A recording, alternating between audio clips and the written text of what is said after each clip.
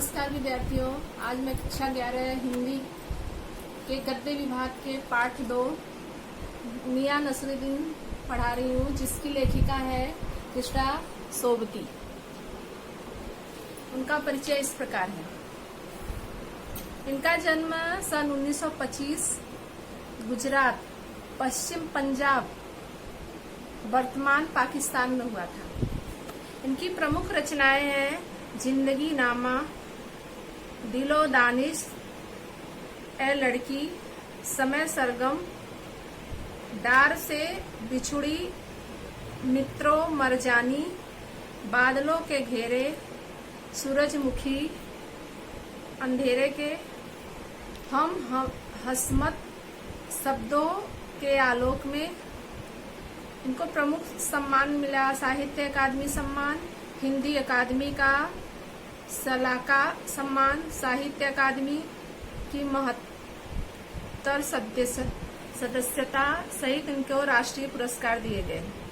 हिंदी कथा साहित्य में कृष्णा सोबती की विशिष्ट पहचान है। वे मानती है कि कम लिखना विशिष्ट लिखना है। यही कारण है कि उनके संयमित लेखन और साफ सुथरी रचनात्मकता ने अपना एक नित नया पाठक वर्ग बनाया है।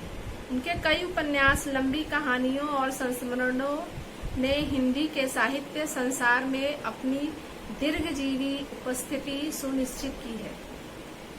उन्होंने हिंदी साहित्य को कई यादगार चरित्र दिए हैं, जिन्हें सकता है, जैसे मित्रों, साहनी, हसमत आदि। भारत पाकिस्तान पर जिन लेखकों ने हिंदी में कालजयी रचनाएं लिखी, उनमें कृष्णा सोबती का नाम पहली कतार में रखा जाता है। बल्कि यह कहना उचित होगा कि यशपाल के झूठा सच, राही मासूम रजा के आधा गांव और भीष्म साहनी के तमस के साथ साथ कृष्णा सोबती का जिंदगी नामा इस प्रसंग में एक विशिष्ट उपलब्धि है।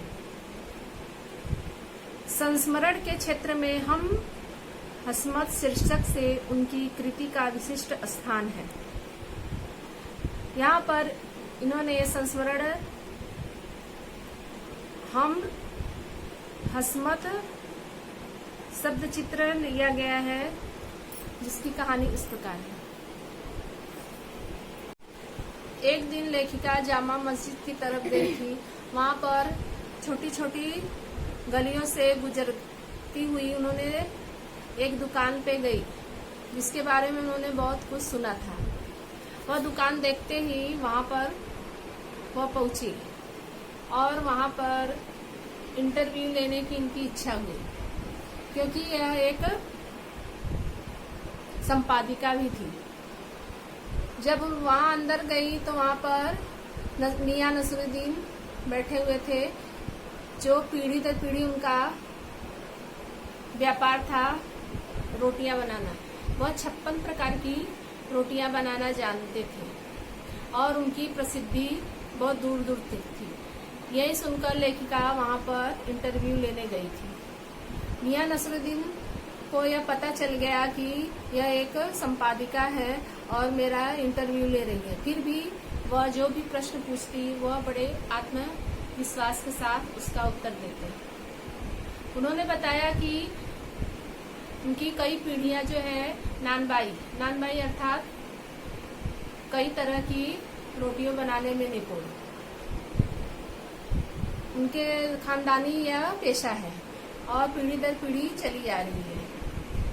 और उन्होंने बताया कि राजा महाराजा के दरबार में भी उनके पूर्वजों द्वारा बनाई गई रोटियां जाती थी।